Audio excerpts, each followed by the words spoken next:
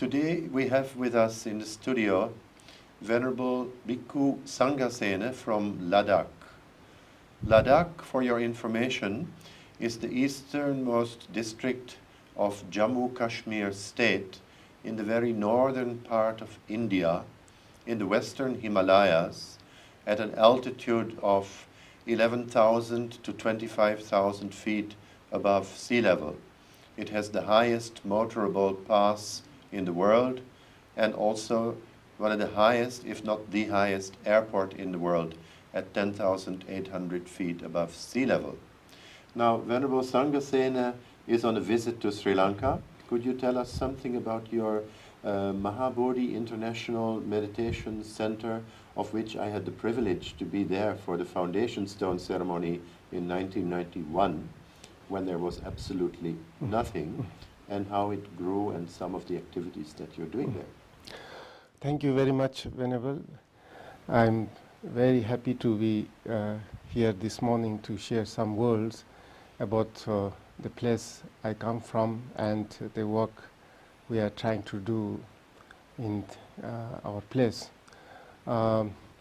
Firstly, let me bring warmest greetings from the members of my organizations and the entire Buddhist populations of Ladakh in particular, and the entire people of India in general, to the people of Sri Lanka. It has been my cherished dream and prayer and wish to visit this beautiful island. We call it the Holy Island. For last 30 years I've been dreaming, and finally I'm so happy to be here, especially when the 2600 the Enlightenment Day of the Buddha is being celebrated everywhere. It is a thrilling experience for me to see every street, every house, and every part of this country is being decorated with Buddhist flags and Vesak lanterns and lot of Dhamma songs and musics and going on here. And I'm extremely happy to be here. And now talking about my place, the Ladakh, and the various spiritual and humanitarian activities undertaken by our organization, that is Mahabodhi International Meditation Center.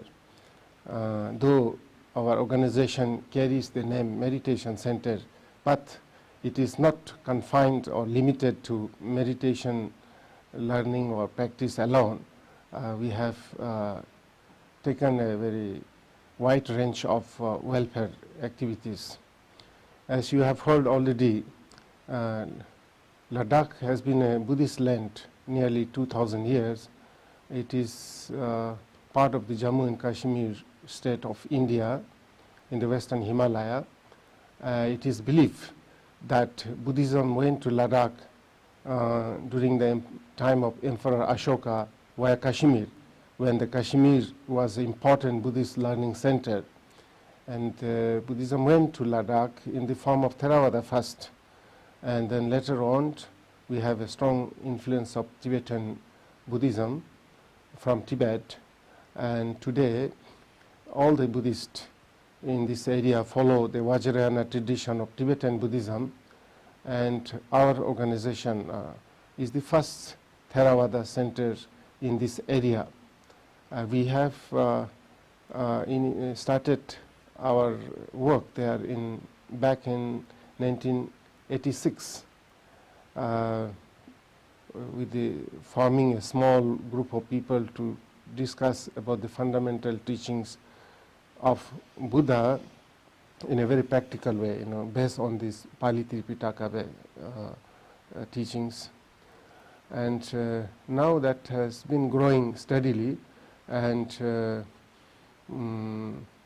just 10 kilometers east of Leh city, we have a now huge campus consisting of 200 acres of land, and there we have initiated a number of projects based on Buddhist values We have the International Meditation Center, where we offer short and long meditation and Dhamma courses, and we have established for the first time that Theravada small monastery is called Jetavana Monastery, where about more than 20 young monks are being trained and educated, and we are hoping to send them to Sri Lanka for higher studies and training. Then we also established a small nunnery where this condition of nuns have been very badly neglected in this area. And one of the important projects is the education programs. We started with 25 students from the remote villages of Ladakh. Today that has grown into about nearly 700 students, and with a few branches in remote villages. And within the campus we have now from nursery to high school, over 500 students are studying. We have a separate hostel for girls and boys, the student coming from the most remote and inaccessible areas on the border areas. And then we also have a hospital, I think the first non-governmental Buddhist charitable hospital, what we call Karuna Charitable Hospital, which also organize medical camps in remote villages. And we also have a guest house where our friends, supporters from different countries come and stay. And this was started in a completely desert land whenever your presence were there when we had the foundation laying ceremony in 1991. There was not a drop of water, not a blade of grass. I actually asked you, how are you going to have a school with so many children and so many meditators coming here? Where is the water? And you pointed out there's water here. There were actually 3 blades of grass sticking out from the very dry soil. And how did you manage actually to get water there? Because as far as I understand now, you have got a forest of trees, tens of thousands of trees growing, birds are flying, and it looks very, very green now. When we went there in 1991, it was gray and complete high altitude desert with temperatures dropping to minus 20, 30, even minus 40 in winter. So how did you manage, if I may ask, the water problem? Yeah, that is true. It was really completely desert land, and it is a question to myself how I dare to start our work there, not knowing clearly the sources of water, which so important. Without water we can't survive. And actually in Ladakh, the 95% of the land is desert, rocks, snow, and we hardly get any rain. So without knowing, we just started there. It just happened, and as time passes, we realize the importance of water. As the number of inhabitants or the people there grown, we realize the need of water. But very luckily, it was a great blessings that when we consulted the geologist to find whether water is available underground, and they said plenty water. I think before that, from the start, when I was there in the first years, 1991 and 92, I came 3 times in 92 to see what the temperatures were like in March and November, but mainly in the summertime when the foreign tourists come. I was teaching some meditation in your city center. I do remember that Bowsers came and brought the water all the way from the Indus River, and the girls used to take buckets and to irrigate the land.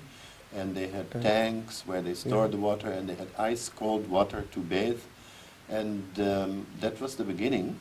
And the little village just 2.5 kilometers above the campus had a source, a spring. Spring water. And now the problem in Ladakh is that the temperatures go down so much, even if you would bring a pipe and put it on top of the soil, it gets frozen. Winter time. How did you solve that problem? Yes, as you're right. Initially, you used to bring water in a tanker from Leh, And then sometimes the tanker is also broken, there's no water, and our student used to run down to the Indus rivers just about a kilometer or so below the campus.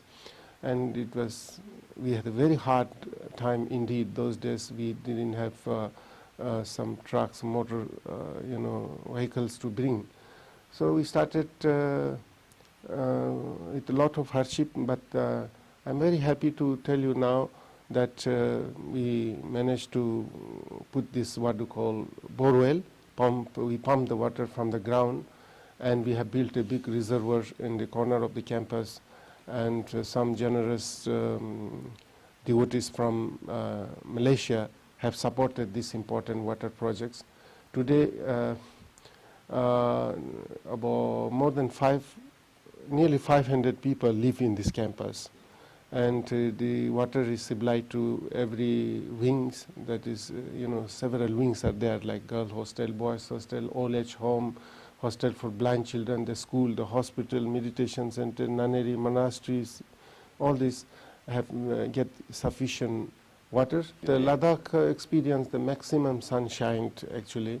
So recently a lot of work has been done, how to utilize the solar energy, and we now have installed the solar panels, and all the people, especially the children and the elderly people, get running hot water through solar energy.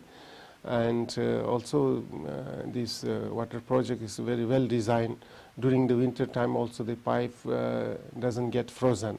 I believe maybe this is the only place there during the winter time also our children, the elderly people, get running hot and cold water. Otherwise even cold running water also not possible during the winter time, get frozen unless the pipe is put 5 feet down underground. So you are mentioning the elderly people. You have an old people's home. You also have a blind students hostel for special education for the visually impaired children. So, and also the social services you're doing in far away reaches, very difficult to reach areas, Ladakh. Well, it does have a road system which is supported by the Indian government because it's close to the border. The army also has its trucks going up and down, so the roads are pretty good, but some places get cut off completely for 9 months a year because of the ice. Right. Isn't it?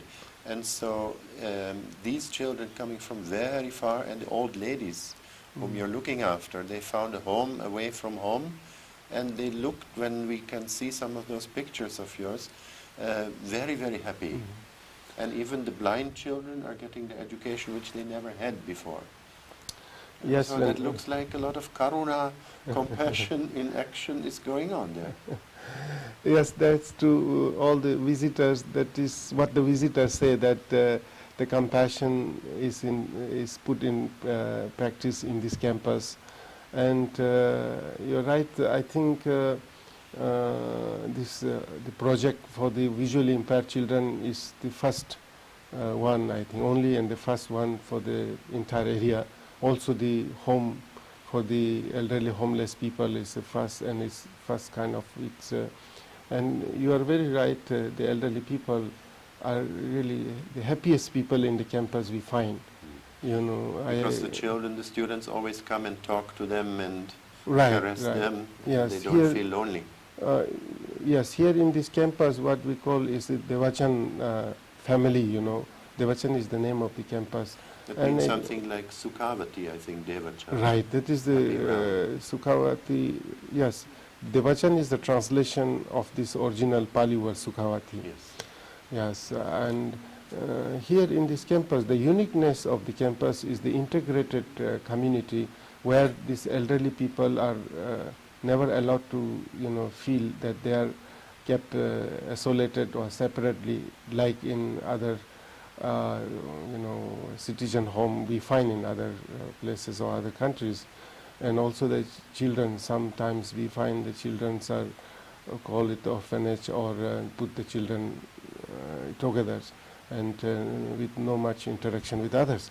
But in this campus, they all live like a big family, and as a part of education program, the children visit the elderly people regularly and spend a lot of time, you know, sharing their own experience. The children share their experience of the latest things happening in the world, and the elderly people also share some ancient moral story with the children. So I think the children never feel that they have been separated from parents, or they never feel missing. You know, they never miss the parental love and care in this campus. Also, the elderly people never get the feeling that they have been now separated and put together and separately than other family. Where I had the privilege to visit some home for elderly people in Europe, where they have like 5-star standard facilities. They lack nothing. They have all the facilities, but if I see their faces, they're all very unhappy. That's how when Westerners come and see our children, elderly people, they are so happy to see them. They come and ask see it from their faces. how they're feeling, why they're so happy. So it's hard for me to answer this.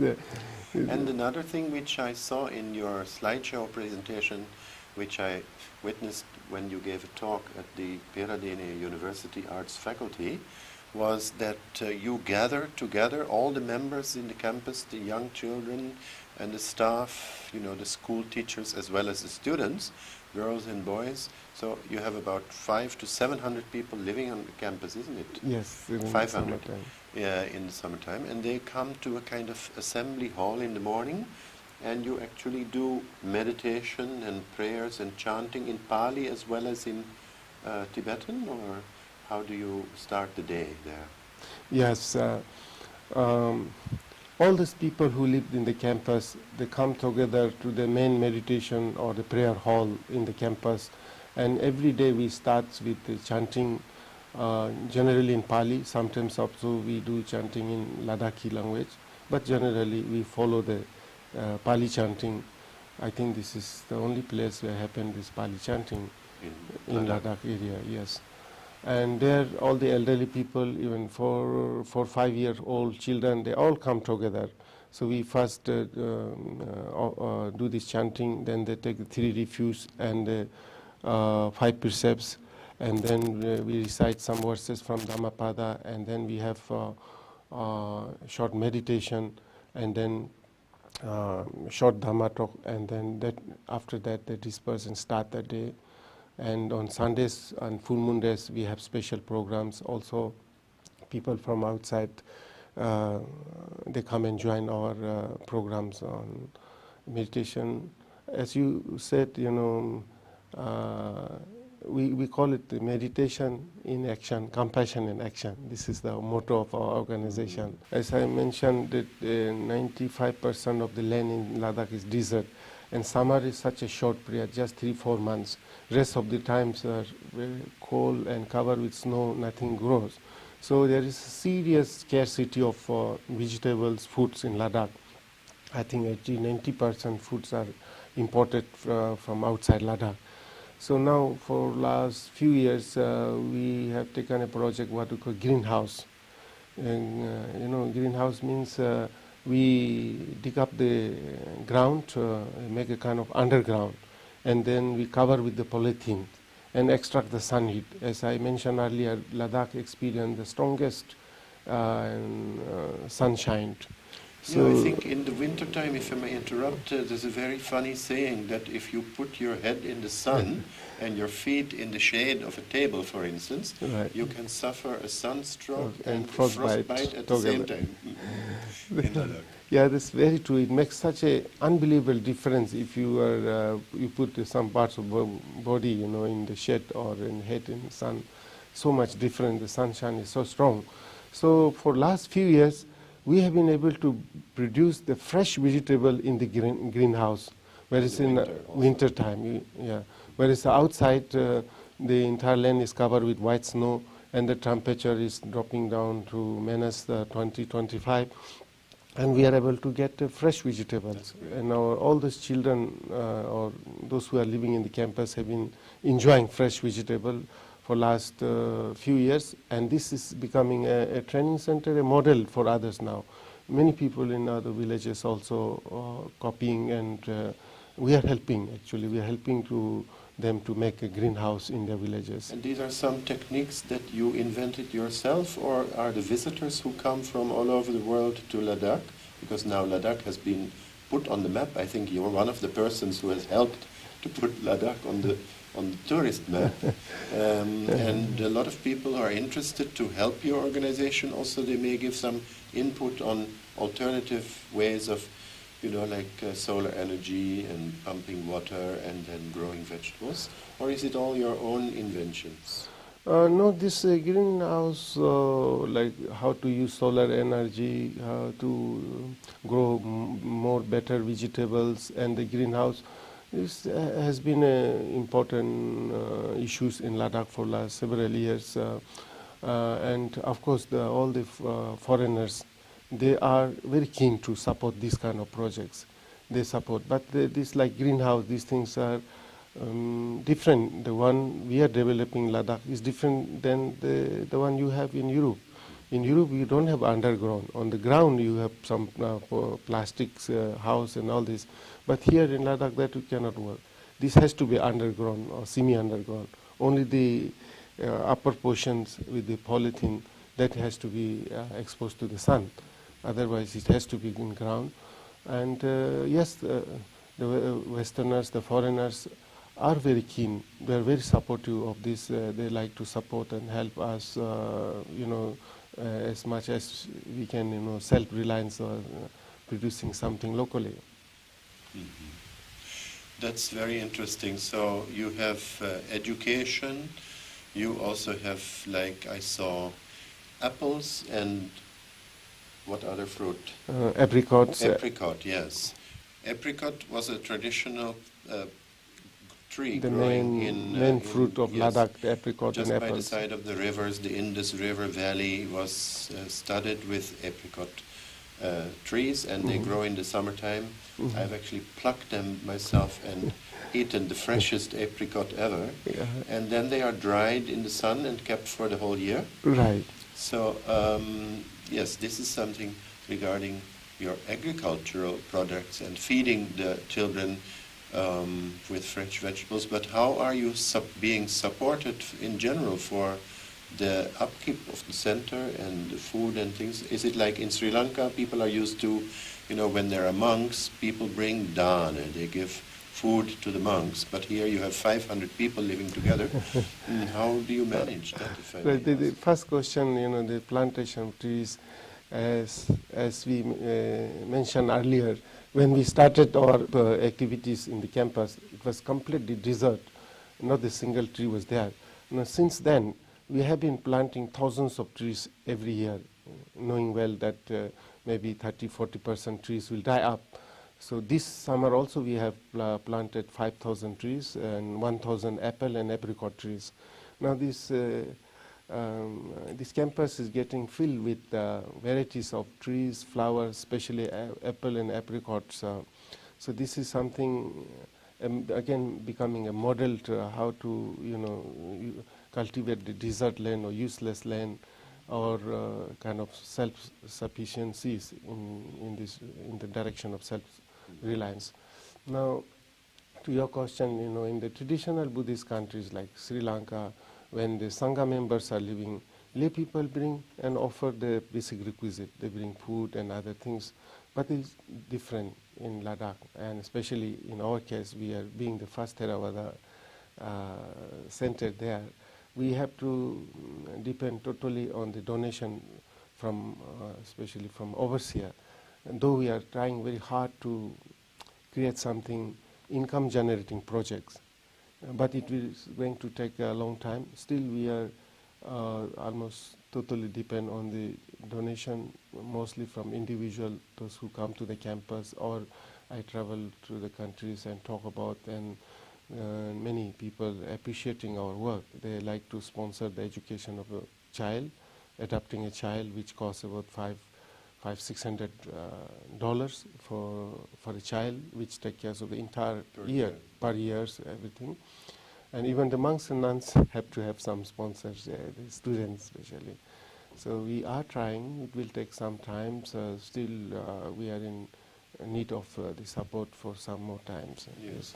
You also have started some handicrafts, traditional handicraft centers where, like wood carving and other, I think, instruments and paintings, like tanka paintings have been produced.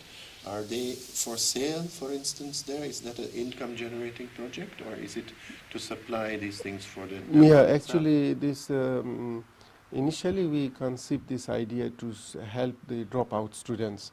Now, hundreds of students are studying. All the students may not be able to go for higher studies, and when some students are not able to continue, for them, we thought of creating this. This is a good idea to create this occasional training programs, and that would also, in long terms, would generate some income.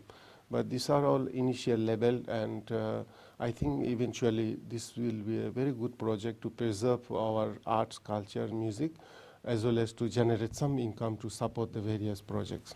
I just heard the word music. That sounded like music to my ears. And I think for the children in the school also, your girls students first and the boys students, now two schools, one school with boys and girls, a girls hostel and a boys hostel with about 400 like residential students, and then another couple of hundred visiting day students.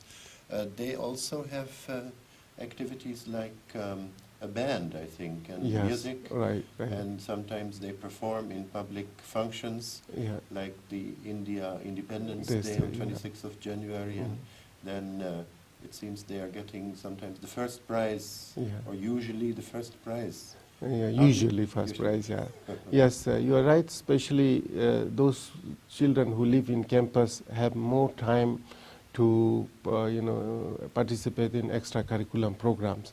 We have a music class and a lot of Dhamma songs and meditation and extra classes. So because of that, our students have been able to play a much better role in the field of playing music or singing songs or in a cultural performance.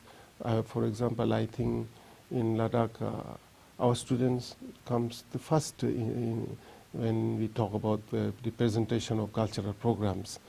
And we have also set up a small studio to record these songs, musics, basically from the children, the young monks and nuns. Even producing CDs. CDs, yes. And DVDs, perhaps. Yes. Actually, I think your Mahabodhi Center in Ladakh can be found on the internet also. Is there an internet address where people could find more information, for instance? Yes, the basic information is available in the website. Of course, the website need to be improved and updated, which is we are not special. It's already very beautiful. I would say much more things are happening than what you see on the website, but we are in this field is not very good. What is the address of the website, if I may ask? This is www.mimc Ladakh, I think. Mahabodhi Ladakh. Mahabodhi Ladakh. Ladakh.org. Mahabodhiladakh.org is the address with www in front. So that's an interesting actually, not only I would like people to visit on the website, I would like to invite them to visit and see directly our campus. And Ladakh is one of the beautiful destinations for general tourists, as of course for the Buddhists. Ladakh is considered the land of monks and monasteries, and every village, everywhere filled with monasteries, prayer flags, monks, nuns. And Ladakh is known as the last unspoiled Shangri-La. You know the story of Shangri-La.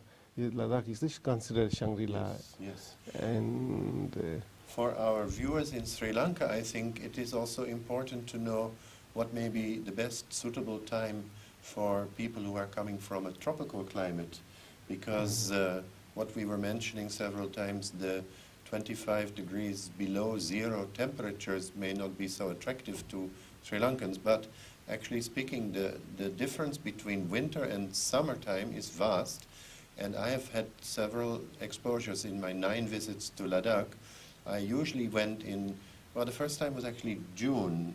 Yeah. We arrived on the 17th of June 1991, I remember. And the first day one should not do anything but take a good rest and acclimatize to the high altitude, because our blood needs to absorb the oxygen, and then on the second day we can start walking around, and then on the third day we can start climbing a little bit. Staircases in the Gompas, or the, you know, the Tibetan type, the Ladakhi temples, have usually got several stories. There is a monastery, for instance, with a beautiful, world-famous statue of the Maitreya Buddha, which is 3 stories high. You have to walk to the 3rd story to see the head, actually, although you can see it from below, but it is so huge. And every monastery also has its own temple festivals, isn't it? The chams, which they call once a year, like the Hemis Gompa cham, that is the temple, the most Hemis, popular one. most popular one, because it falls in the summertime. Yeah, right. So it is July, August. They have this, or in June, July, they have this yearly festival. But every monastery has its own yearly festival where even lamas are dressed in certain beautiful clothings with brocade and silk and masks, and they perform ritual dances, and it's a very spectacular sight to see for foreigners. It's quite different from the temples here in Sri Lanka, I should say. People who are familiar with Tibet would say, yes, it looks very much like Tibet, but it is, I would say, Tibet without the Chinese. Right. It's just Ladakhis. Right. And then a few foreigners. Well, thousands, of, if not tens of thousands of foreigners, tourists are visiting Ladakh these days. Yeah.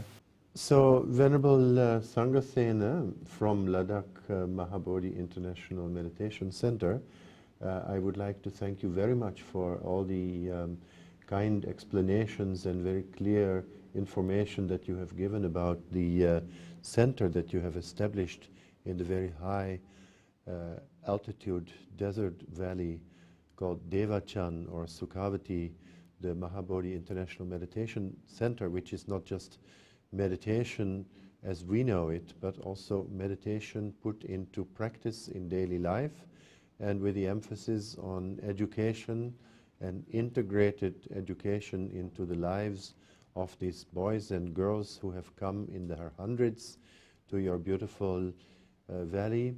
And we would like to mention, as you said, that people should not just visit the beautiful website www.mahabodhi Ladakh with KH at the end .org, but also they should come for a personal visit to Ladakh, which is the most northern tip of India, the eastern part of Jammu Kashmir province, or state rather, in India.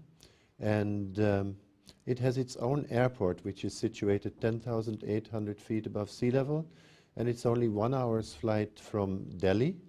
And the best time of the year would be the short summer from mid-June till about mid-September, isn't it, Venerable? And if I may ask you, could you add a few words that you would like to say to our viewers? Yes, I would like to add that we wish to have a very close friendship between the Buddhist people of Ladakh and the Buddhist people of Sri Lanka. And in fact, we have been thinking of establishing a Ladakh Sri Lanka Buddhist Friendship Association. And though it sounds very far from each other, but actually the modern transportations have made it easy. There are daily flights, comfortable flights from Colombo to Delhi, which takes 3.5 hours, I think. And from Delhi to Ladakh is just 1 hour. And our center is 10 kilometers from the airport. And in our campus, we have now a comfortable guest house for our visiting friends and guests. So I think Ladakh should be a very interesting destination, as mentioned earlier. And I'd like to invite our friends, Buddhist friends from Sri Lanka, to visit Ladakh and be our guests and friends, and let us work together. It doesn't matter which tradition or which culture, which nationality we have, as long as we all have taken refuge in the Triple Gem, the Buddha, Dhamma, Sangha. We are all the sons and daughters of our teachers, Sakyamuni Buddha, and this is the time that we all come together and respecting each other, learning from each other, and yes, we are very much looking forward for the guidance and blessings of the Mahasangha of Sri Lanka for the revival of Buddha Dharma in India and abroad. I think often it comes to our mind that the message of the Lord Buddha, the message of Karuna, Maitri, compassion, love and peace seems to be perhaps the only solution to the violence, aggression, war, distrust taking place in different parts of the world. So it is my sincere appeal to all the Buddhist brothers and sisters to join together to spread this wonderful message of Lord Buddha in every corner of the world. And finally, I would like to again express my deepest grateful thanks to the Mahasangha of Sri Lanka and to the Buddhist people of Sri Lanka who have preserved the teachings of Lord Buddha in his pristine purity, and who are now, again, Sri Lanka is the source of Buddhist inspiration to everybody, and it's my prayer that may Sri Lanka continue to be the source of the Buddha's light, source of inspiration to all mankind and all living beings. And finally, thank you so much to be here. Thank you.